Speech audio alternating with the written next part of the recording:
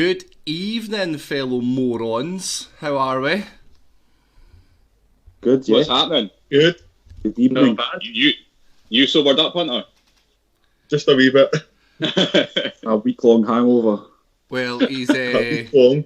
he's obviously covering himself in a lot of shade today because he's in pure darkness from what we can see on my side from the camera here anyway. But we'll put that down to a technical difficulty before we kick off. Guys, today we're reviewing the movies that I'd selected previously last week, which was The Hunt and JFK. But before we move into this week's movies, just want to do a quick recap on what we did last week. If you have not seen what we reviewed last week, feel free to pop onto our YouTube channel. The links are just at the below of the screen there. Last week we reviewed in fact, I'll let Hunter explain the movies that we reviewed last week because I want to take nothing to do with them. Right, so the movies we reviewed last week was Fear and Loathing in Las Vegas. As I mentioned last week, through some many drunken rambles, I was a big fan of the book when I was younger, and I'd watched the film, and had enjoyed it at the time. But again, that was probably more my younger self from having such an investment in the book. Made me think that I'd enjoyed the movie a lot more than I had originally did. But obviously, going back and watching it all these years later, you realise that even though some of the acting is good, that it's just not a story that transforms well onto the screen. And the second one that we watched was, I can't even remember, it's so bad. It was Room, what was this? Room. Room, so it was. Yeah, it was Room. Thanks for that. Which was Brie Larson again, because it was again selected because it was the Oscars week, and I was just scrolling through some of the Oscar winners and nominees on the several season platforms we have available, and decided to go for that because the story read a lot better than the film transpired to be. Well, that obviously left a lasting mark on you there that you actually can't remember the film that you picked. So Exactly, yeah. I don't know what's going on with that. But yeah, so Fear and Loathing is definitely not one that was well suited by the boys, and gets definitely a little sad noise as it comes in there. But we do have a round of applause that came in for The Room. That was an excellent choice. But this week, guys, I'm just going to start off talking about the movies that we selected. It was my choice this time. I went for The Hunt, which is a Danish film. Apologies last week that I mentioned it was Swedish. Scandinavian. So The Hunt, and the second choice was The Marathon of JFK. Now obviously I did say at the time last week that JFK was something that I had selected, but I'd actually got my shoulder leaned on by one of our fellow friends that had pointed out that that JFK was something that would be a really good talking point for the group at the point when we get into this as well. So starting off with the first movie that I watched was The Hunt. The Hunt was the first one that I went into. I'd actually seen this film previously and jumped into not really remembering how it went at the point. I've taken some notes as well that I want to go through whilst we talk about it. But for you guys that haven't seen The Hunt, that aren't a part of this as well, it's a film that's themed around a nursery teacher called Lucas. Lucas is then accused of doing something horrific to a young child who is influenced by a lot of things that go on within her family, what she sees, and how her vivid imagination works. And it's basically the fallout of what happens to Lucas in this really small town and community that are very interlinked. But just for me, guys, this film is fantastic. I think it's absolutely incredible. The story subject is obviously a really dark subject, and not one that I suppose we can go into too much detail out here. Some of the things that I wrote down that were really cool that I liked about it was how calm Lucas was through the whole environment. And guys, I'll invite you to come in at any point where you want to add things to this. But for Lucas to be accused of something so horrific, that is the one thing that makes your blood boil when you start to hear accusations like this without knowing any more information to it. He was actually remarkably calm about the situation in a lot of points. And he also, whilst defending and standing up for himself, to the points where he still believed that he should be treated the way he should be treated, because of course it wasn't true what happened and what went through with Lucas. I mean, I felt the way that he dealt with it. So again, just a bit more, like, he's basically a nursery teacher. I wrote down in my notes, he's the nicest man in the world. Right? He just seems like the world's nicest man. He works in a nursery, he looks after kids. He helped that wee girl get home, like took her out walks with the dog. Everything about him just seemed like a very nice, reasonable man. And then, so the way he dealt with everything was just more of that. It's how I'd imagine a very nice, reasonable man would deal with something, because it's, in his mind, it's just false. So there's nothing to get angry about. There's nothing to be fuming about. Nothing like that. He's just like, things will be okay. I think in his mind, he's quite rational. So he just assumes, like, I didn't do anything, so things are going to be all right. And you can tell for the first maybe 3/4 of the film, he's sort of keeping face. Like, he doesn't let it show. He's trying to live his normal life. Picks up a girlfriend and all that sort of stuff. And I think it just shows how much dignity he's got.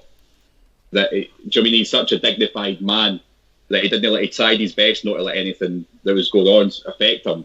But I mean, it must be a nightmare, like a living nightmare. Yeah, of course. And that's obviously a part of it, being that it is a bit confusing and a bit alien to him, because of course we'll, as Dem Pease has pointed out in our chat, that you would condemn any kind of action like that untowards a child at any 100%. point. So it does become that part of, like, this can't be real. Like, a lot of it doesn't seem like it should be real, but one of the big notes that I've wrote down is the confusing message between believing what a child says but then understanding the child.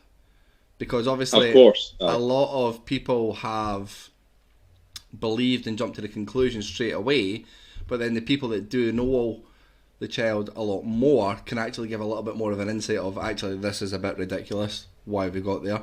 I encourage other morons to jump in here at any point if you've got any thoughts to add. Sorry, on you go, Daniel. No, what do you used to go? Burnsy, you go for it, Burnsy. What I would say on top of that is, obviously, I think at first, obviously, when she speaks to that teacher, have we lost Hunter there? Right. We lost Hunter again. I think we are having some carry on, difficulties Burnsy. in Hunter.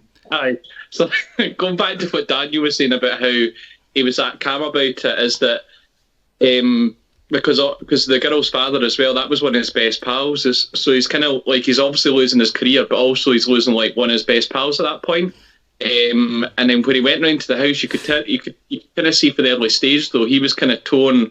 The father of the girl was kind of torn as to what to believe, I thought, because although if he thought it was true, he would be obviously furious, but he was kind of sort of quite quiet, and at the start of the conversation he was like, I believe my daughter, but at the same time he wasn't really, there was obviously doubts in his mind for the very start, I thought, which... No, 100%, aye, because well, when he goes into his house... Yeah, he wouldn't exactly. Have sat down with him if he thought it was 100% true, so he gave him a chance to obviously speak to him about it. It's quite a hard watch, because it is obviously a horrible subject in that, and as you said, if obviously you seen it yourself, he was very calm when he was accused and stuff like that. There was actually parts of me thought that there was going to be a twist, and because when they started saying that there was the other kids had been saying the same thing, I thought that there was going to be, obviously we hadn't seen any of it, but I thought there was going to be some twist kind of towards the kind of middle of the film that it was actually true. But I was surprised how calm he was, because obviously he was an innocent man getting accused of probably one of the worst things you can be accused of. You would absolutely flip your shit if it was to happen. Oh, so. man. Yeah, absolutely. I mean, a difficult I would have killed myself before the end, like 100%. Like if the whole time, well, if you've done nothing, like, because just for anyone that hasn't seen it, right, the guy that's the main character didn't do anything. Like, he's a guy that looked after kids who was that he was just a kind person. You know what I mean? And this wee girl that he was very friendly with. So did you notice that she'd seen her brother watching porn earlier, just before it? It must have been like a really quick thing. I didn't spot that. It was, it was very, very quick. So her brother was just watching porn, and she just sort of caught a glimpse of it. So when she said that his willy was hard, or whatever it was she said, was it standing up or something? A standing rod, which was what the standing friend rod of the brother was shouting when they were running about watching porn on the iPad. There you go. And that's just instantly become in her head, and she wanted to get him in trouble, which is really understandable. Like, I've got a daughter. For anyone that's got kids, Kyle, you'll be able to relate to this. That to get out of something, or somebody's angry, a kid will make something up to try and hurt some feelings because they don't quite understand yet what the consequences of that would be.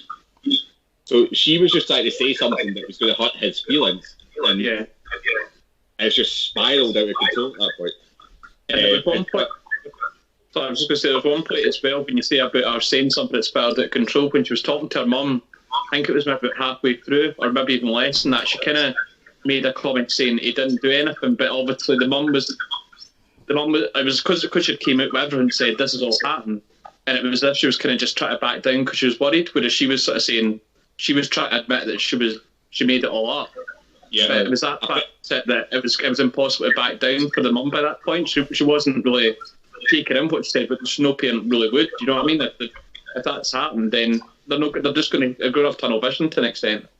You would, and I think that's the thing. Like, it's all well and good saying that the town became like a mob, and they were just sort of harassing him, and he was innocent. But we would all be the same. Yeah. If somebody locally had been accused of that, where somebody we knew, family, right? Obviously, things that you never want to think about. We would all instantly believe. You would all instantly believe that. Do you know what I mean? Like, it's just the way it is. There's no way you're going to try and hear the reasonable answer for the guy that's been accused of doing that sort of thing. Right. And no one's like that. You know what it's like? You see it on Facebook and stuff now that someone's doing the roads accused of doing that, and there's folk around at the door banging the fucking windies and all that. It's the same thing. We see it all the time, except you always assume guilt, which I'm assuming most of the time is correct. Well, listen, just to move it on a little bit into some scenes of the movie. So I've taken some notes down where we have a completely mad, dark subject, right? But there's a lot of light-hearted humour in it as well. The character Brun, who is obviously the guy that's got loads of money, got the big building, the big house, etc. He was downright hilarious. Some of the comments he made were hilarious. So I wrote down when he says to Luke, when Lucas, I think they go to Lucas's house to help him, and that Brun said, "Oh, look, I'll meet you down in the basement. I'll get the shovels. We'll start digging up to see what you've got." Just spot that bit, and then he also makes a comment to Lucas when he's cuddling his son. He cuddles his son. He's like, "Listen, stop fondling the kid. You'll be back to jail." And it brought a bit of humour to the film, and of a really dark subject where actually these are probably jokes that people would make in house with their close relatives that you trust and believe. Other notes that I wrote down there as well is how bloody huge were the guys? Like, I know it's Denmark and it's Scandinavia, man, but that big huge built guy, like, he looked bigger than one of our close friends who's a big giant, but he like slaps little Marcus twice until wipes him out, and I'm like, that slap, man. That point, I'm like, slap, imagine getting like slapped off somebody that's 7 foot tall. Huge. Even the guy in the supermarket, the big butcher guy, he was a fucking butcher. He was massive. See when Lucas stuck the nut in him. Aye, that was good. I love that. I did like that. Yeah, the supermarket scene I've taken a note of has been particularly good because obviously he is defiant in what's the accusation, and he's told that he can't live his life normally. But he still comes in and he still stands up for himself. He's been beaten to a pulp by a mob within the supermarket, and he comes back in and condemns what's happened to him and actually tries to move it forward. I've also wrote down as well that one of my favourite scenes in it was a church scene. It was amazing. To me, that was an emotional rollercoaster of it, because you're thinking, we know from our point of view that when he's going there, that he's got every right to be there and he should be there. It's his tradition, it's his life, and it's something that he's putting forward. But he's got all eyes are on him. Everybody's looking at him. They're all talking. They're all whispering, and it's like really, really frustrating for him. You can see him building up with the emotions that actually this is too much. Like, this is enough. He's had enough. He's going to confront Theo. You can tell. I wrote down an original note that Theo annoyed me, and I couldn't quite picture why he was annoying me. And I think that the overwhelming factor for me was that actually Theo knew his best friend, and he knew something wasn't quite the way it should be, but he did nothing or tried to do nothing about it.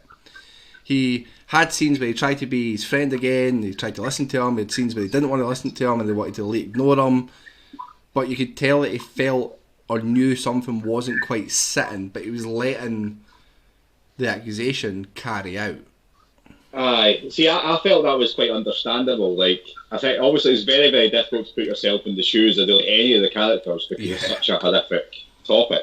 But if you're in his point of view, you've got your wife and your daughter, and then your best pal. Like, they are different things. Do you know what I mean? Like, your best pal is the one that would be cut in that situation. You're not going to say, "Oh, I don't believe my daughter, and I don't believe my wife because my best pal says he didn't."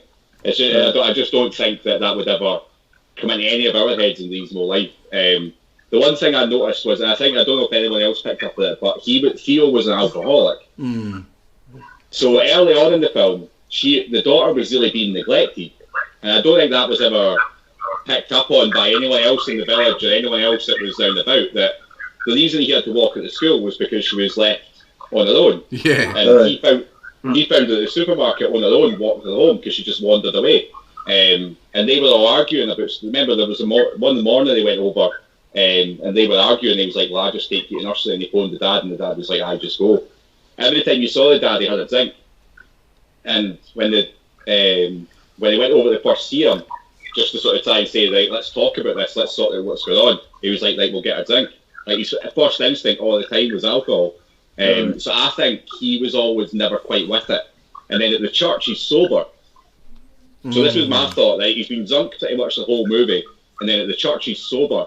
And he looks him in the eye, and that's when he says to his wife, like, "I can tell by his eyes." And I think that was the first time he was ever sober enough to realise, wait, now this hasn't actually happened. Because obviously it's Christmas at the church, you've got to be sober for the family thing. But apart from that, he was steaming the whole movie. And then he took a bottle into his house after that as well. And a bottle. Yeah. And I never actually kind of picked up on that, but now you mention it, he did have a drink. Every single scene he had a drink. Obviously, he wasn't acting drunk, so it's a very subtle thing. Like it's not something you would pick up straight away, but you're right. And if for me, alcoholics never really are. You never really notice when an alcoholic that they're steaming. To me, an alcoholic is someone that can cover that up all the time. And to have such a big superstar actor like Mads Mikkelsen in it, and he was like incredible in it, and this is why he's such an impactful film for me, because he's so good in it. Actually, my favourite person in it was Marcus, his son. His son was brilliant. I thought the way that his son played, the role that he played, his acting ability was fantastic. Here's another subtle thing, right? Did you notice that the son's definitely gay? Yeah, because he said, because he made a couple of moments, Mm-hmm. Yeah. So they asked him. Go on. Oh, you were saying, Birdsey? Oh, no, I was just going to say, the scene where he was in the kitchen and he made a comment saying, "Have you got a girlfriend?" And it's like, "Oh, I'm not. I'm like thing."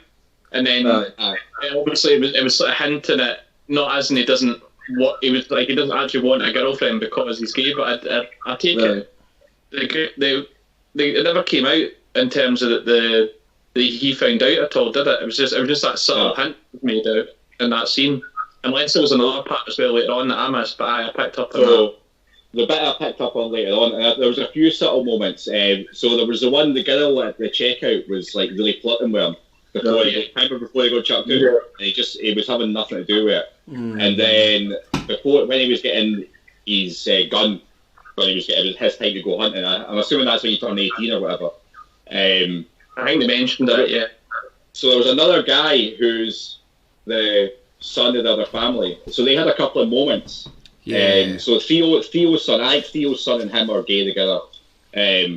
So Theo's son came and they had a wee moment before they got chucked out of their house. And they had another wee moment before the hunt. And obviously there was a hint earlier on. No, I don't think it's anything major to do with the film, but I just thought it was really interesting why they would layer something like that into it. It makes it very clever that they'll layer a factor like that into a movie where it actually plays no part in the plot whatsoever, but it gets you thinking, I suppose. But if we're going to go to the critical point of the movie and talk about what happened at the end. Because obviously you've touched on the scene there, he gets his rifle, they're out hunting, and then of course a shot gets fired at Lucas. Just before we go into that though, I actually read that there is alternative endings to this movie. So there is an option available where he actually gets shot, which I thought was quite interesting. But if we were to put our hat on it, who shot him? Well, what I think is it doesn't matter who it was. It was more because it's such a small community. It's a case of there's still a bit of doubt in some people's minds about it, and it's like a warning to them. Like, do you know what I mean? Like, you might be accepted by X, Y, and Z, but to me, you're still a pedo or whatever.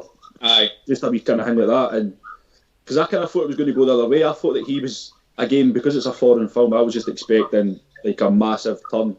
So when the turn never happened about him actually being guilty, I thought he was going to lead them down to like a river and shoot people individually that had kind of not believed him through the course of the film. So like when I heard the gunshot, I was expecting somebody to die, but I just think it was just a thing that somebody's just not accepting him back in, and they still don't quite believe that he's innocent. But again, it's just one of those endings that can be left open to interpretation, so everybody you can make up your own kind of ending on it, really. I actually think you're spot on. Like I think the whole point in the whole movie for me is nothing to do with like the dark subject or Scandinavian culture or anything like that. I think it's to do with once you're tarred with a brush, that's you. You know what I mean? Yeah. So it doesn't matter, even if folk are saying to your face that it's no, that they all believe you, it doesn't matter. I mean, once you're tarred with that brush, that's what folk think about you forever. And by the end, there's always going to be that undercurrent that people are still going to think, well, what if? Because it's that saying, no smoke without fire, eh? Like, everyone says, oh, there's no smoke without fire. What's a good example of like Cliff Richard, right? Cliff Richard got investigated with that UC thing, and he was found completely innocent. He's done nothing bad. But I will always still think about him in that way, and I think loads of folk will. And I just think it's that same sort of example that once you're tarred with a brush, that's you forever. It's hard to a lawsuit with Cliff Richard now once he hears that. That's it, Daniel. Cliff Richard is coming for you. We've got plenty. We've got plenty of people in the chat here that are talking away to each other that will be able to grass on you there. But just to mention the guys that we've got in the chat anyway. So for you guys that are in the chat that have seen this film, let us know what you think about it. But if you haven't, please let us know if you would intend to watch it. So who have we got in the chat? So we've got Dempees, we've got Bitter something that I won't pronounce in here, Eagle Eye Gib, S Redman as well. So you guys watch the movie and let us know what you think, because for me, I think it's a good time for us to score it now. We've covered off the film. It's, for me, a really impactful film. It's one of those films that stayed with me for a long time, and yeah, it's maybe not the most entertaining thing for us to sit here and discuss, because there's no real proper humour and banter that we can have towards it. I suppose if we're going to go with a moronic theme to it, we can't really rip it apart in that sense.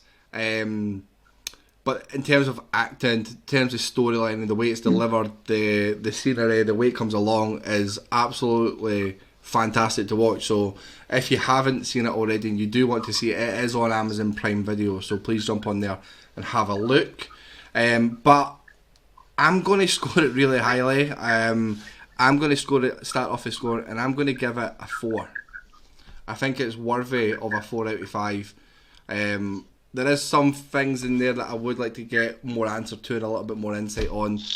I think we've seen better movies since we've been doing this little club, which is probably why I'm not scoring it any higher.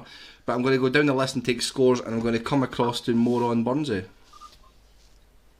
I think I've sort of covered all the good points and we've discussed them. There's just a couple of things that I struggled with. Like you were saying about that, and it's like, just because it was a subtitled one, I couldn't really notice that in that well, because I was having to concentrate on what the subtitles were basically. Like, it's just because obviously I've not seen loads and loads to have probably that way to sort of concentrate on two things at once. So that was the only thing I didn't really pick up on the acting being that great. And when Sean was saying earlier about he thought halfway through the film there might have been a twist in terms of like with other kids and all that kind of stuff. I was sort of the opinion that it was always going to end with him obviously being found completely innocent and all that. It was the only way it could go, but at the same time that was the two sort of downsides I thought. But apart from that, I really enjoyed it. So, and also the ending about them being shot was sort of well done in terms of it could have left it on something that you could make your own mind up, as you'd sort of mentioned, instead of it just being. Sometimes we watch films before it's kind of being an ending that you just knew is coming, whereas that was kind of something a wee bit about the ordinary, and then you can have the discussion like we did. So I'm going to give it 3.5. 3.5 coming in from the Bengal TT. Daniel, on to yourself next. I thought it was very, very good. So I always try and make a point and never look at these unseen ones. If I've never seen it, I don't look it up.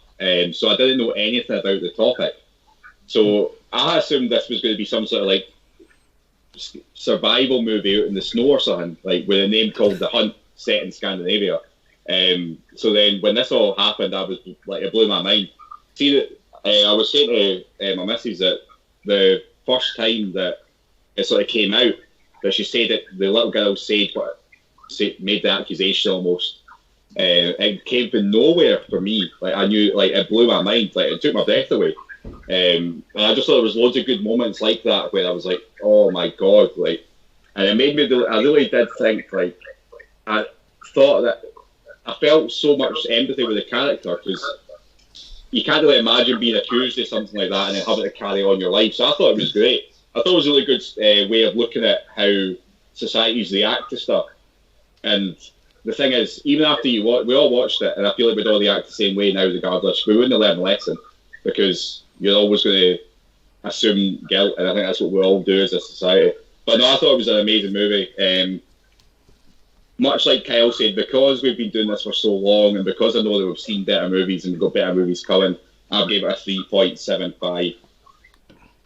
A 3.75, so scoring really highly, especially considering the last one we scored was Fear and Loathing. Next up, Hunter. What did you think, mate? I'll probably got to be repeating what a lot of you have said due to my technical difficulties during the call. We'll give you your 30 seconds of fame here. You were highly requested in the chat. There was actually a call for a donation at one point to get you decent internet. So decent internet, suitable equipment was all asked for you for your dial-up. So crack on, mate. This is your time. Right. So first of the things I wanted to touch on was that I don't know obviously what the Danish schooling ages are, but I felt that, especially the young girl, was very mature for someone that obviously we just associate nursery rhymes with you about being 3-4-year-old. That I thought that was... Sorry? No, you don't have to apologise, just keep talking. No, I thought I'd heard someone saying something there. Obviously, I thought that she was obviously quite mature for her age. That's Lucas at the door looking for a hideout. Then also that even the terminology that she used when explaining the situation to her teacher, like a stiff rod, I mean, you think to yourself, where have you heard that from? Like, that's not something she would normally use, or she would know as Lucas as a person, because he's quite a well-spoken, respected. I was obviously a teacher at the high school before he lost his job and ended up in the nursery. That having an understanding of Lucas himself, she would think that would not be a word that he would use. And obviously, you see earlier on in the film, my brother and his pal have got the iPad out and they're showing her the pictures of the internet. That never got touched or explored as a point throughout the whole film. Well, the brother didn't ever fess up. I don't think the brother was even aware that she'd seen it. Nah, no, but I mean that's when that seed was planted. Then. But again, that's us look out from the outside. Then we can see all the answers, whereas those that are in the situation can't. But I did enjoy the film a lot. I liked the aspect as it, because maybe watching films or TV shows or documentaries on subject matter similar to this, that being maybe British or Americanised, that it mainly does seem to focus on the interrogation and the court case and whatever else. Whereas it's nice to see the outside world, his world, unravelling to an extent with the whole town and village turning on. Because there's a sort of subject matters that I haven't really touched on. So that was good to see. I did really enjoy it. I did like the way the ending, as it's been touched on already, that it is, I think, as much sticks. When once that word is thrown out there, even one throwaway accusation, how quick it is to stay with you for the rest of your life. I mean, that's the thing. Maybe it's a sort of thing to say, even though he's got off scot-free, he still needs to be looking over his shoulder for as long as he's in that village. Yep, so that was a long-winded way to give us your score, Hunter. What's your score? Yeah, spot on. That's my point. I'm going to be giving it a 3.5. I did enjoy the film. I did enjoy the acting, the storyline. But I think for me, that 4 to 5 category, it just was missing that something that maybe grabbed me, maybe like a soundtrack or something like that. But I was definitely a good solid 3.5 for me. Superb. And to tie it all up with the last review and the last score, our resident Sean. I really enjoyed it. I know I spoke about expecting a twist and stuff like that, but I'm glad that there was no twists. It was quite refreshing that it was a fairly happy ending. But it's just it's a hard watch because of the subject and that. It is quite hard, and like you just kind of not really put yourself in that position, but you just think like imagine that was me or somebody else I knew. Like it's just a one remark by a child who doesn't know any better. And it almost destroyed somebody's life. So, in that respect, it was quite a hard watch, but I really liked it. I'm going to give it a 3.75, the same as Daniel. But it's definitely one of the better ones we've had in the past few weeks, I think, anyway. Well, that's it. So the scores are in the doors. So I give it a 4, a 3.5 for Burnsy, a 3.75 from Daniel, a 3.5 from Hunter, and a 3.75 from Sean, giving us a total of 3.7. Like we said earlier on in the chat though, guys, it is obviously a tough subject matter, but it's a fantastic movie in terms of quality for films as well. Really, really good to watch. Highly, highly recommend it. Go and educate yourself with some foreign movies around a sore subject. What we're going to do is we're going to take a quick 2-minute comfort break just before we jump on to our next movie. So we'll be back with you in 2 minutes.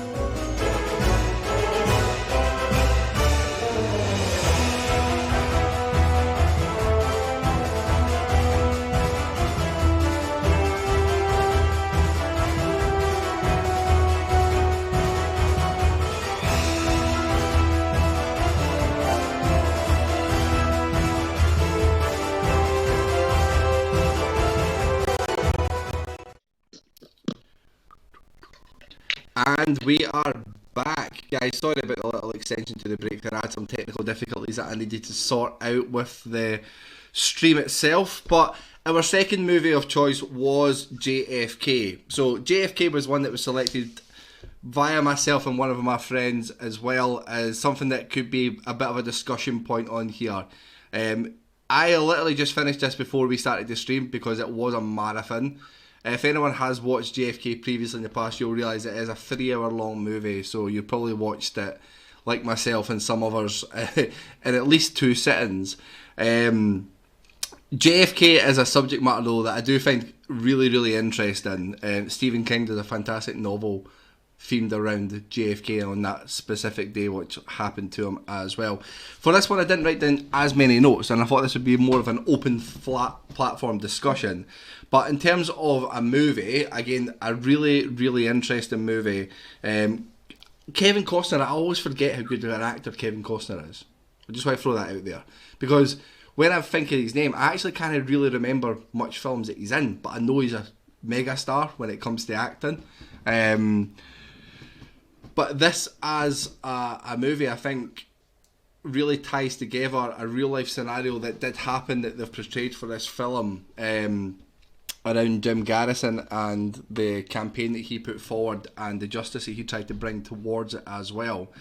But I just want to throw it out there to the morons and be like, guys, what was your thoughts on the movie? Oh, I've got so many thoughts on this movie. I'm going to come to Daniel last. Okay, I'm going to come to Daniel last. I'm going to go to Sean last. Aye, tell me last. I'll start then, because I didn't have that much.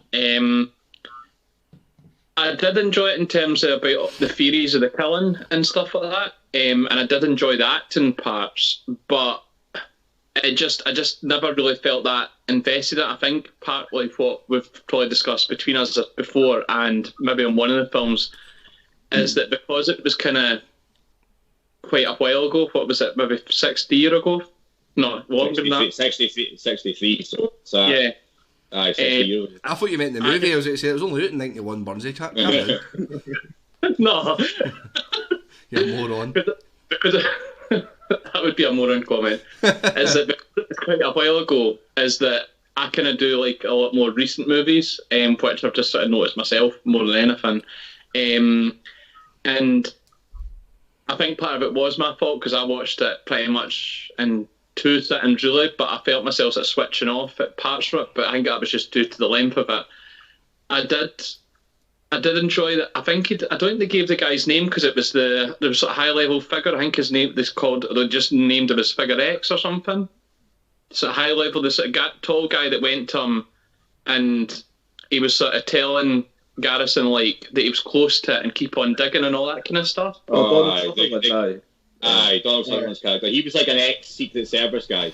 No. Yeah, is that I liked. He had me sort of I was sort of switched off, but at that point, I think I was just kind of, as I say, it was just a bit long for me. But then when he came on, I thought it was kind of only short.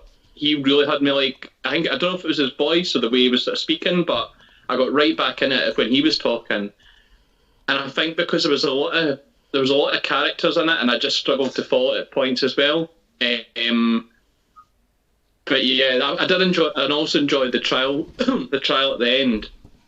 That was sort of my favourite point of it because it's when it was showing you all the videos and the sort of ins and outs. I thought that was really well done, but it just wasn't really.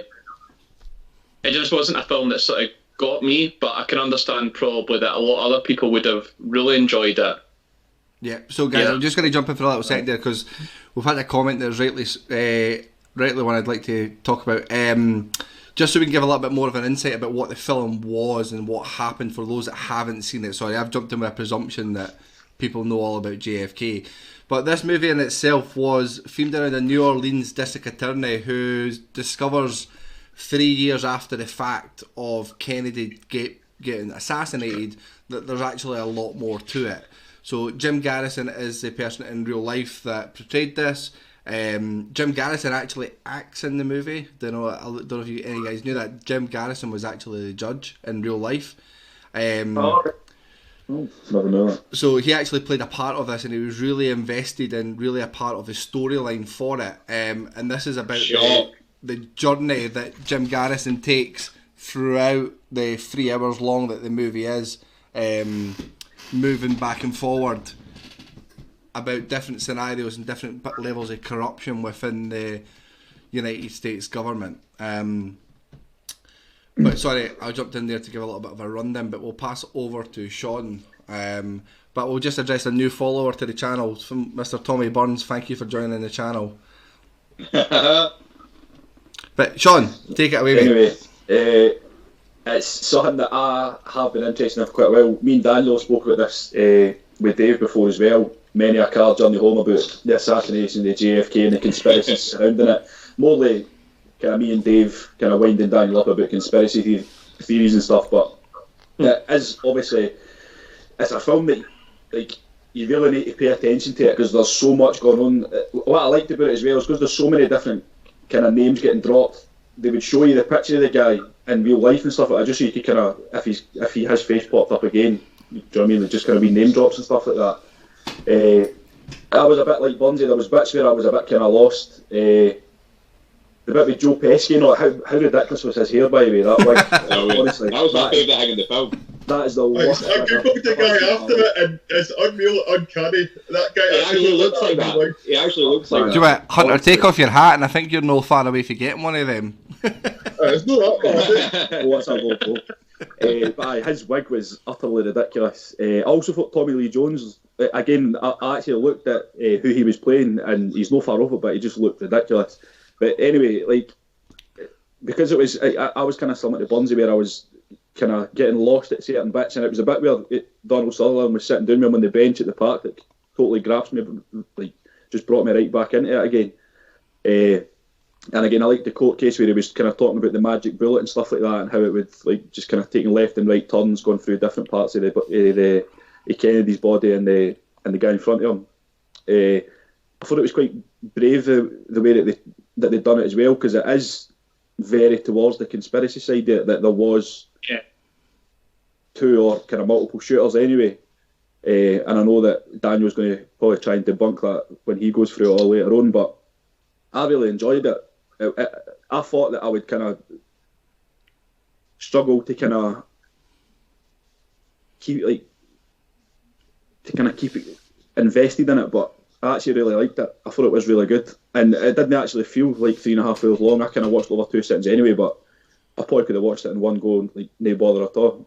I'm going to jump in just in between little bits before we move around to everybody. So Sean, do you think it was a conspiracy theory, or was it Lee Harvey Oswald?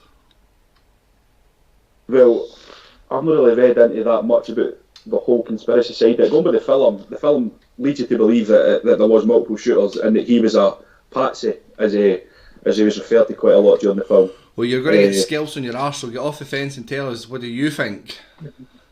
I think, well, I'm a sucker for a conspiracy theory, so it was definitely more than one shooter, and it was the government that killed them off because they didn't want to go to war. They didn't want to go to war, you mean? Daniel, you wait your turn. No, he didn't want to go to war, sorry. Aye, sorry, got you. Aye. Okay, so Sean's all in on Lee Harvey Oswald is innocent. He's an innocent party, an innocent bystander. Actually, just going that, like, again, it just, like, he was killed literally a day or two after the arrest and all that. Load of shit. It was definitely very convenient. Nothing into it, like, very convenient. Hunter, convenient. Let's bring you in here. You don't have any technical difficulties right now. We can see you, we can hear you. Take it away. Oh, and you're sober, so take it away. Right, I'm just waiting for it to go tits up now. As has been said before by Bundy and Sean, I've really enjoyed this film. The 2 points that they've touched on, I did feel that sort of first hour and a half, however it was, until we had that scene with Donald Sutherland. I did feel that was a bit of a drag, and then I just felt totally encapsulated. I don't know if it was just, first of all, it was just me trying to recognise Donald Sutherland because he looks so much younger than what I was used to seeing him in. Especially even all the actors across the board. Like Kevin Bacon looks like 25 years older than that. It's a shock seeing them all so young. So again, I did feel that first bit dragged. It's picked up from there, that scene with Donald Sutherland, and then up towards the court case as well. It did seem to sort of ramp up then. For all that, I did enjoy it. I did feel as I said, that sort of first half did seem to drag, but also you couldn't really eliminate any of the scenes of that part of the storyline, because then you've got you missing something come towards the end of the film, because it was still, rather than giving us wee short bits of each part of the story, it was giving you all the detailed information, because as you said, with Jim Garrison, it being his story, he obviously wasn't to leave any story unturned when it came to the making of the film, so I do understand why the film is as long as it is, but it maybe could have been done if it was maybe like a 4-part documentary adaptation, but then you're not going to get the credible actors and stuff like that if you do it that way. So, despite of all that, as I said, I did really enjoy it. With regards to the subject matter itself, probably after now seeing this, that's probably, if all the theories and documentaries and stuff like that I've watched over time, I'd probably say it's definitely the most credible of the theories out there with regards to who assassinated JFK. Lee Harvey Oswald, I think he was one of many shooters possibly that day. And again, but he was also still used as the fall guy, so that they had somebody to throw under the bus essentially to try and get away with it. So they've used him as the fall, like you say, the fall guy or the patsy. Yeah. Patsy for a bigger scenario. But you're in on the fact that it wasn't just him. Yes, it wasn't. It is sort of touched on in the Stephen King book that how he talks. I think he was stalking him for months and stuff like that, and I tried to shoot a party senator like not long before. He tried to shoot JFK. That I don't think the guy was that credible enough as a criminal mastermind in order to carry all this out just on his own, off his own back. Yeah, that's probably a fair assumption. Burns, I'm just going to bring you back in because we never actually asked you directly, and apologies for that. That's alright, you also didn't care about my opinion. Well, I just thought if there's anybody who's not got an idea who we're even talking about, it's probably you. But go on, tell me, and guys, I know some of you are debating it in the chat already. Put it in the chat how many shooters were there? Was it an inside job? And give us your thoughts on it. But Shooter McGavin, I can assure you, probably wasn't there. Burnsy, take it away. Give me you. I just want to know, was it a conspiracy? Was it Lee Harvey Oswald? What do you think? It wasn't just him again. I think as well that because I've not read up a lot on it, is that by watching this film, that's exactly what you're going to say. Whereas obviously, bingo. Stealing Daniel's thunder a bit, but I'm assuming he's read a lot more into it, so he would sort of be thinking maybe a different opinion to the rest of us. But by watching the film, it only really goes obviously that one way because that's the way the film wants to portray it. Whereas if you read a bit more into it, you may have a different opinion. But yeah, because I've watched the film, read small bits of it, not really a lot at all. So that's the way my opinion is going somewhat to Sean and Hunter. Okay, so we'll move on to Daniel in a little second. Just the biggest scene for me that I thought was makes it really difficult to think that it was only Lee Harvey Oswald is the way the description of the gunshots and the way the bullets happened, etc. I thought was really telling. But Daniel's chomping at the bit there. You can see the sweat going down his forehead. His knees are bouncing. He's chomping to bite. And someone even said in the chat as well, like, Daniel, chill. You'll get your turn. In you come. No, I just want to be clear to start with, right, that we're here to judge works of fiction, right? We're movie reviewers, and what we watched was a work of fiction, right? So let's not based on a book. Based on a book, which is also a piece of shit. No, I'm going to try and talk about it as an actual movie, right? Talk about it, yeah. So issues are. I didn't like it at all as a film. Like, I really don't like it as a movie. I think that it's 2 hours too long. I mean, I know a lot of people quite liked the scene where Sutherland's going through everything that had happened, right? But you could have just started the movie there. That takes half an hour. So I went back and checked it, right? When he started talking to when he stopped talking, it's nearly half an hour of him going back and filling all the gaps. And they've done an hour and a half worth of movie before this, where they've, like, I just feel like there's so much wasted time in this film. Like, it really doesn't make much sense. Like, John Candy's character, right? So the guy with the sunglasses with the stupid accent, that guy. But can anyone here tell me what he was? A colleague? A colleague of who? Of the DA. He was a previous colleague of the DA that's been roped into... So, right, he's a previous colleague of the DA. Why does he have to talk to him? But was he not roped in on support? Was he not... See, you don't even know what you're saying, Kyle, because they didn't tell you. Stupid, right? No, but I'm trying to think of the scenario where they're sitting down, they're having their lunch, they're discussing the reason that they're there for that lunch was because he was brought in on similar cases, on other cases that would have a relation to, and it exposed him as being someone who is obviously under the influence from the government. I don't know what you've just said there, Kyle. Did you watch the same movie as me? Aye, well, so that's not actually what it was, right? What happened was that Lee Harvey Oswald, he was called to represent Lee Harvey Oswald, right? But then Lee Harvey Oswald died before he got a representation, right? That was all that guy's influence was in the whole thing. But it's so poorly done in the movie that your interpretation of that, Kyle, is just some rambling about, he was in it somehow. So like, my argument is more around the fact that there was obviously an influence from the government on there with the reaction of him trying to get information that he was unwilling to give due to the nature of the fact that he knew that he would be murdered for the information that he has in his head, and they showcased that. So to me, that gives an element of he has an understanding and he has had been influenced from a different sector that would certainly give that fear. Language now like different sector and stuff like it's just a big sprawling mass of shite. This film, like it really doesn't. It's just things going everywhere and nothing ever really gets tied in. Like you also spend about half an hour in this film watching Kevin Costner fall out with his wife. Like it adds absolutely nothing to the film. Like him having arguments with his wife about shit and like her greeting and taking the wains and all that. Like what? Does anyone care about any of that?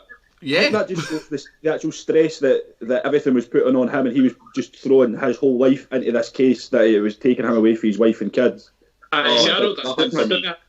didn't actually write. I wrote down notes, and then when I talked, I didn't even go through them at all for some bizarre reason. But and that was one of the things that I thought was actually it got to a stage. Obviously, you realise you could kind of tell anyway, but how much invested that he was in trying to get this investigation done.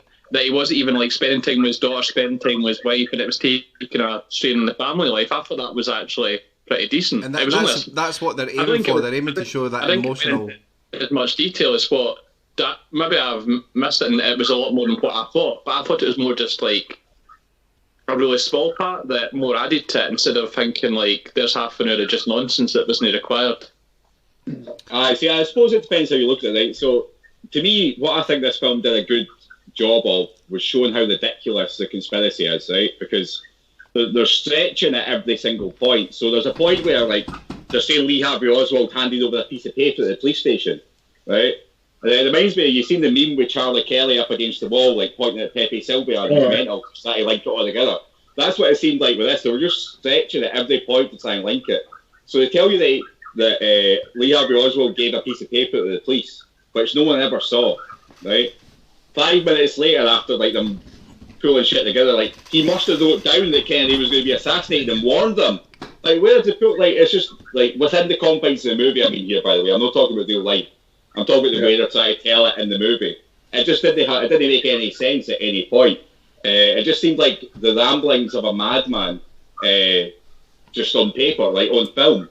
It was really weird to me, and it was just fucking mental. And then they're like, and this couldn't go here, and that couldn't go here, and that couldn't go there, therefore, and then you're filling all these weird gaps and like random stuff today with the mob, and like this guy had to be here, and these were fake Secret Service guys. There was nothing that really led you to that apart from like thinking that Kevin Costner's character was mental. And his investigator sort of shows that. You can tell that his lead investigator, the character that plays him, can tell like this is mental.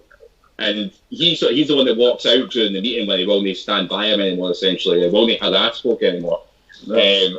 It just came across to me, like in real life, by the way, that guy was mental and just like went on this weird conspiracy vendetta and tried to drag it through the courts. Because you know what it's like, even in America now, like if you're a Southern DA in like New Orleans or Texas or that, they're all mental. These folk are mental. Like these are the same folk that try to like illegalize abortion and that. That's what these mental folk are. And I thought it almost did a good job in making him look as mental as he actually was, but it was intended to do the opposite. I just thought that at every single turn, like they were just clutching at straws to link this. So Daniel, just to bring in some comments that are coming through here on the chat as well. Comments are: Daniels went in with a closed mind. Had he made up his mind before it started? So I'm talking about this as a movie. I'm not talking about real life, whether or not this happened, just to be clear for folk in the chat. Okay. I'm talking about the confines of the fictional movie we watched. So within that, I'm talking about how the actors portrayed this. So Kevin Costner, the actor, came across like a madman because it was also mental and he was obsessed with it. It was always sort of cared about. They even showed him like waking up in the middle of the night, like, oh my God, Kennedy. Like, it was fucking stupid. Like, I really thought it was stupid. Oh, darling, what are you dreaming about? Oh, just Kennedy. It was so stupid. Aye. Like, I didn't understand like at all. And obviously the bit with Sutherland, like, he goes through the Secret Service stuff and he tells you, oh, this could have happened and this could have happened and that could have happened. That was quite interesting. Like, I understand that if you're into conspiracies, it's interesting, so fucking have at it. And for the concept of a movie, I just don't think it did a good job of putting that across well. I think if it cut loads of the shite out of it and tried to say, like, here's evidence, I maybe did more of it around the court case. I feel like I'm going down all the weird characters like Joe Pesci and fucking Tommy Lee Jones and John Candy and all that. They all just seemed like caricatures. They didn't seem like real people, which it made it very, very difficult for me to invest in it as, like, being a serious topic. So, like, John Candy's character, Tommy Lee Jones' character, Joe Pesci's character, they didn't seem like anyone could ever be like that. Do you know what I mean? They didn't seem like believable characters in any way, which doesn't add any credence to what they're trying to achieve with the movie. Like, they should have played it a lot straighter with John Candy. See if that guy in real life is exactly like that. They should have changed it for the film and made him much more, like, believable. Because he was just, what was it? He was like, oh, daddy, oh, and like, with sunglasses on for dinner and all that, smoking bags in court. It was just stupid. Like, I really didn't invest in any of it. So like, whether he was in on it or whether he wasn't made no difference to me because he just came across like a fucking idiot. So just, it got brought up in the chat earlier and you've mentioned a few times about obviously being a fictional matter. It is based obviously on the book called On the Trail of the Assassins. It's also based on the book Crossfire, the Plot That Killed Kennedy. So these are two people that were involved as part of the investigation the DA that took this to court in real life. So the film is based on the storytelling of a real life event. So just to correct you, Kyle, it's a fictional adaptation, right, of a hearsay novel, a speculation novel, right? It's not an adaptation of a factual thing. It's an adaptation of to entertain the people in the chat, right? So let's just say it's a adaptation of something that may or may not be true, just to try and to be on the fence there, if that makes me so. But that's coming from the viewpoint of the person that took this forward to court. So this is his interpretation of what happened that we're watching. Not that it's fictional, but it's his interpretation. You don't get both sides. It's not Kyle. Sorry, just to clarify, right? It's not him, the guy that played the judge, right? He didn't sit and say, this is what you should put in this movie. Oliver Stone made this movie. Oliver Stone's a genius in creating fiction and creating drama. That's what he did. So what he did was he took the bits that were entertaining out of these books and stories, right? The bits that he thought he could put onto screen. Because we've all seen, so one thing we've discussed quite a lot in Movie Club is how difficult it is to take a book and put it on screen, right? Mm-hmm. So we did Pet Sematary recently. So I'd recently finished reading Pet Sematary. And it's a very, very long, drawn out, like, difficult read at times, right? Whereas the movie's an hour and a half and you've got to go bang. Whereas this movie, although it's 3.5 hours, you would need 20 hours to really tell a story out of a book, right? So they're not telling the story of the book. He's telling a fictional adaptation to make it entertaining for cinema goers. right, or for moviegoers like we are. It's trying to make an entertaining movie. It's not trying, because otherwise it would be a documentary, right? If they were just trying to retell the story, this would be a documentary, but it's not. It's a fictional adaptation of someone's idea of what may or may not have happened in the past. And I don't think it does a good job of telling that story. Okay, so just to clarify then for those that are watching, so obviously the movie was directed by Oliver Stone. The writing credits go to Jim Garrison, who wrote the book and was a DA and was also played the judge. A gentleman called Jim Mars, who wrote a secondary book called Crossfire. Oliver Stone, who helped with the screenplay, it says here, and exactly. Zachary Schuyler. Just to be clear, what we watched was the screenplay. That's what a screenplay is. Right? It's taking the book and turned it into a movie. So yeah, just to credit here that obviously that the two books in question and the main book of Jim Garrison are obviously a big part of what happened in there. So there may. Yeah. So I'll disagree with you on what I said was that you've just basically confirmed what I said. Just to be clear. No, listen, I'm giving out the facts here on here, but from my interpretation of it, I mean, I really enjoyed it. It was a really good movie. It put across the doubt that majority of people that would watch this will see and believe to be so. My opinion again is that it is a conspiracy theory. There is a lot more factors to play in there, but I'll ask you the same question, Daniel, that I've asked everybody there. Is it or is it not a conspiracy theory? So are we going by this movie and we're saying that what they after you watching this movie, do you believe? So just to go back a bit, right? Kyle mentioned earlier on, and I think Hunter mentioned it earlier. Right, there's a book called 11/22/63 by Stephen King, right? Which is probably by far the greatest JFK related story by miles. It's amazing. I would recommend it to anybody. It's probably my top 5 favourite fiction novels. And the thing that's missed out in this is the Morons Shield, or the Morons Shield. I can't remember how you say it, right? But there's a guy that's actually basically above Tommy Lee Jones' character in this. So there's definitely shit going on. So the bit they miss out on as well is that Lee Harvey Oswald most likely attempted to kill another member of government about a year before this, right? And you don't really get to know about his wife.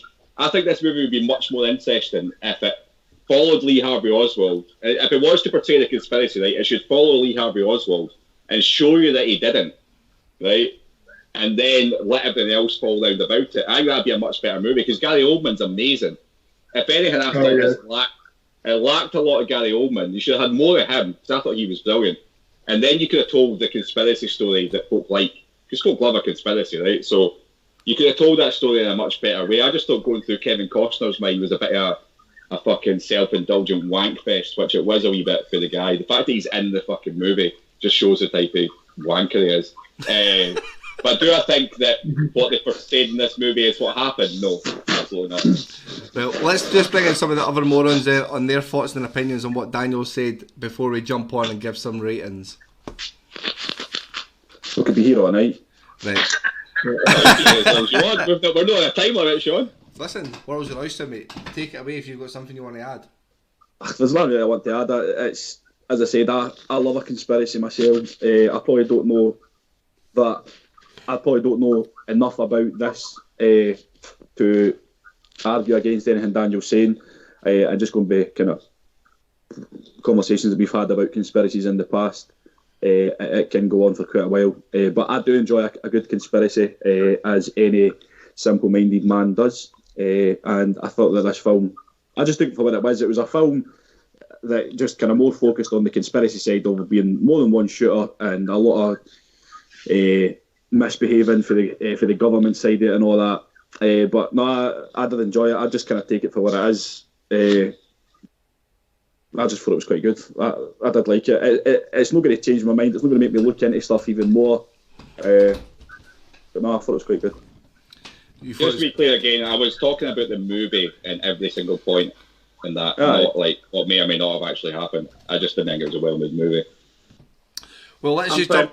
Sorry, you go on. Sorry. I pretty much just agree with everything Sean had said in terms of that, because Daniel's read into so much more about it than what we have, then he's going to have a lot more opinion probably. Like if you just watch the film, then that would be. I didn't think it was as good as what Sean suggests, but I just took it for what it was, and I think it was just the length of it, and that was just. And what Daniel did say about the first hour and a half, it was just completely pointless. I thought when you got to that stage, I was like, "Oh, we're actually going somewhere now." The first hour and a half was just like going around. It was going places I just didn't understand what the actual point it was, and I was getting confused. But it was only an hour and a half in that I was like, "Oh, this is actually what's going on now," and could follow it. But that's what I've got to add about Daniel's comments before he goes on our rant. Before Daniel drops it again, let's jump on to review, giving it some scores then, guys. So I mean, I'm going to go very in the middle with this. I think a 2.75 for me is a really decent score for it. I enjoyed the movie. I thought the acting was good. Great actors in there. I love the storyline. I do think there's a bit more to it than what Daniel suggests, but I'm going to put it just above mid-ground at 2.75. And Burnsy, we're just going to throw straight back to you. Kind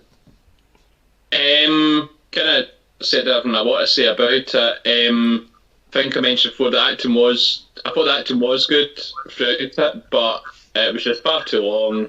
There was as I say, the bits about the family being sort of just tossed to the side because he was that focused on the investigation. I did think that was a good addition to it, but I felt myself switching off it throughout it until like the first hour and a half, so I'm going to give it 1.75. A 1.75 coming in from Burnsy. Daniel, I reluctantly go to you. Like I said, I feel like people are thinking that I'm bashing the conspiracy, but apart from when you directly asked me, I wasn't talking about the conspiracy theories at any point. I'm just talking about the film. I just don't. There's a lot of issues with this film. Like Burnsy said, there's at least an hour and a half worth of wasted movie for me, and I just don't think there's an excuse for that. Like, it's just wasted time on screen. And I feel like a lot of actors. I felt really sad because I feel like John Candy, Joe Pesci, Tommy Lee Jones, Gary Oldman are all wasted in this film. I just don't think you get enough of any of them to really. Whereas if you condensed it down and told the story, maybe just around those four characters, right? Around Lee Harvey Oswald, around the folk that were meant to be his inner circle that were conspiring around him, and you had those characters on screen more, I think this would have been a much better film. There's too much time with like Kevin Costner and all these investigators going about looking for stuff, and I just wasn't interested. I found it very, very hard to get to the end. But it did kind of, see to me, it did lift itself a wee bit at the end. I like a courtroom drama type setting in a film. It's usually good. And I think a good way of doing this would have been the way Trial of the Chicago 7 did theirs. So they're obviously, Trial of the Chicago 7 is also telling a conspiracy from the side, the opposite of the government. And I thought that did an amazing job of like getting you on side with what that was and like showing you little parts for each person's point of view. And it all being tailored down the court case. Mm-hmm. Whereas I feel like this did a terrible job of doing like basically 3 hours worth of build up for a half-hour scene of Kevin Costner doing like an after-dinner speech or like a presentation at a fucking awards night. That's what it felt like. It felt like he was eating off the cue cards. I really didn't like it at all. So I'm giving this a 0.75. It was far too long. I didn't even like the bits inside it. So a 0.75. I'm going to add in a little bit to what you said there. Do you know the speech at the end that he did do wasn't actually done like that in the courtroom? It was a series of several speeches that Jim Garrison had done, rewritten to be one big speech to entail it all together. And the thing is, and that comes across that way. It comes across like he's reading off cards where he's got to jump to the next bit, then the next bit. It reminds me of just like someone who's... You ever see when celebrities have got to do like a graduation speech at like a university and they've got like this key set thing that they want to say about everything they want to care about and they're going through their little cards. That's what it felt like for me. That I didn't think Kevin Costner was very good. I don't think Kevin Costner was very good at anything. To be honest, I actually fucking hate Kevin Costner. He's terrible as Robin Hood. He's the bodyguard shite. What's Kevin Costner good in? I can't even remember what films he's in. JFK. I don't take Kevin Costner seriously at all. You could argue JFK, but he's not a serious actor. I don't take him seriously. He's a kind of stupid actor for me. I think a better actor in the lead role would have made it better. Happy days. Dances with Wolves has been put into the chat as one that he's good at. Oh, good shout. Sorry. I'll take that back. Dances with Wolves is fantastic. He's fantastic. As well, if you just want to go back the other way. What's that? Sorry? Waterworld as well, if you want to go back to the other way around. Exactly. I associate him with Waterworld and shit like that. Do you know what I mean? Like, absolute garbage. Oh, Dances with Wolves coming in there. I've not actually seen that, so I can't comment on there. Sorry. I'll give you Dances with Wolves, but like Robin Hood and fucking Waterworld and all that shit, he's just shite. Go on then. Hunter, jump in with your score, please, mate. I'm going to go for straight down the middle, 2.5.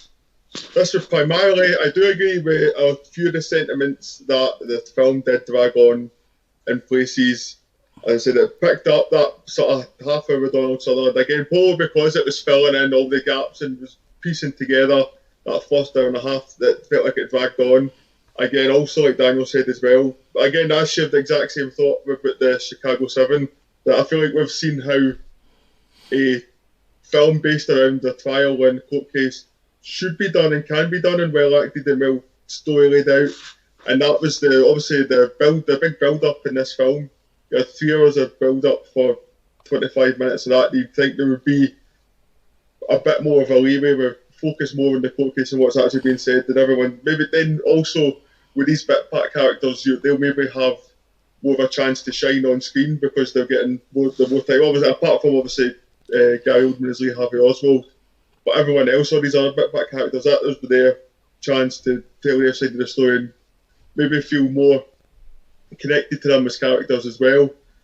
But for me, obviously, the subject matter is something that I'm very interested in and had me interested and ready to watch the film from the start. I did think some of the acting was good, obviously giving me stuff to think about with regards to what has actually happened, how much of this is leaning towards the truth, how much of it's far away from what's actually happened. So that's how I'm going for 2.5.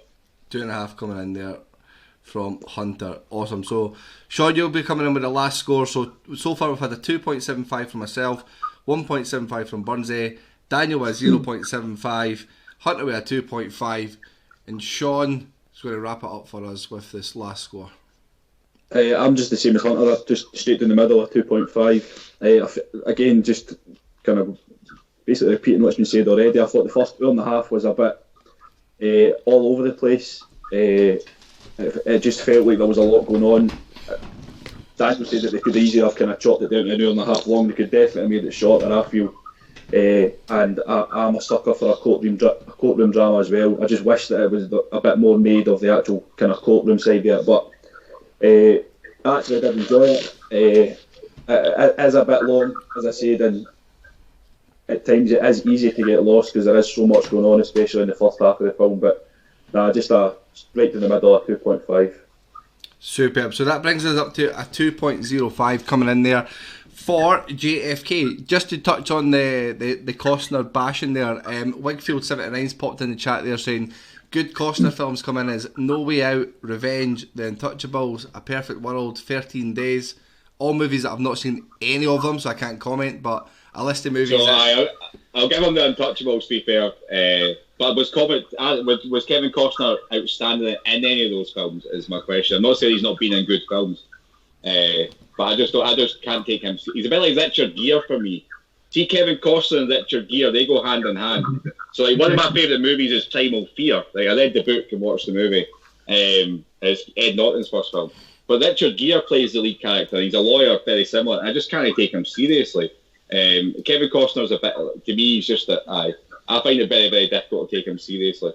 I feel like he's delivery as an actor is very much like he's reading it off of something and giving a presentation rather than acting. I don't feel at any point like he was stressed. I don't feel like at any point like he was worried or emotionally invested in what was going on. He just seemed like an actor delivering his lines. And that's what I don't like about Kevin Costner and a lot of other actors like him. I think he's very, very good at being succinct and like delivering exactly what he's supposed to deliver. But in the same way that like an after-dinner speaker is very good at reading their speech. Well, on that bombshell, what we'll do is we'll move on to the movies that are coming in from next week. So just before we jump in there, The Hunt came in at a really good score of an overall 3.7 and JFK came in at a 2.05. If these are any movies that you do want to watch that are available on Amazon Prime, we're going to move on to the next week's movies and we'll let the person that select them explain what they are. Bear with me 1 second. There we go. So we have on screen the movies that have been selected by the moron for next week. And who is that moron? I'm the fucking moron. So I've changed my mind on these picks. So actually, for my scene movie, I had a different pick. But then after I watched The Hunt, after I watched JFK, and then I knew The Hunt was coming, it's been a very heavy week for us. That's a solid 5.5 hours worth of like quite heavy sort of subject matter. So for my scene movie, I picked a gem called What We Do in the Shadows, which is a low budget comedy by Taika Waititi, who's the director of what's his latest Thor movie again? What was the last Thor film? I have no idea. Hell. Sorry, the latest Thor. He directed the latest Thor film. He's about to direct the new Star Wars movies. And he did Jojo Rabbit that won Oscars. So this is one of his very early movies, and it's a indie New Zealand comedy. But I love it. And the one I picked that I've not seen, and I've just been curious about this for a long time, is a movie called Boyhood. And the reason I was curious about it is it's got Patricia Arquette in it, and there's someone else relatively famous like Kevin Bacon or something, but it might not be him. It's Ethan Hawke, who always reminds me of Kevin Bacon, sorry. Ethan Hawke's in it. And it's filmed over the space of about 12 years. So it's filmed over such a long period of time that the actors in it grew up. That's the only thing I know about the movie, so I know nothing else about the topic. So those are the two movies, Boyhood and What We Do in the Shadows, and they're both on Amazon Prime. Awesome, and these are two movies that I've not seen either of, so really interested in seeing that. So I'm just going to move us back to here. Ragnarok was popped in the chat, Daniel, to answer your question. I can't believe I forgot that, but the latest Wakefield, thank you very much for that. But guys, I have been keeping an eye on the comments that have been coming through, and we will take some of the feedback offline and discuss and try to improve this so that you guys are enjoying it a little bit more. But if you are in here and you haven't already followed us, please hit us a little follow. We are trying to reach 50 followers by the end of this week. Our socials are also on the screen just now, so you can get an idea of where to find us. We put up daily content on things like Instagram, what you can get involved in. We discuss movies all the time, and we are obviously here every Monday at 9 o'clock live on Twitch to discuss the movies, which we have selected for that week. But guys, that is it. I'm just going to tie that up and finish it off for today. Thank you very much for coming on board, and we appreciate your time. Guys, thanks for your time as well. Really enjoyed that. We ran a little bit longer than what we typically do, but do you know what? It was really good. Guys, have a good night. Take care. Bye. Bye. Cheers.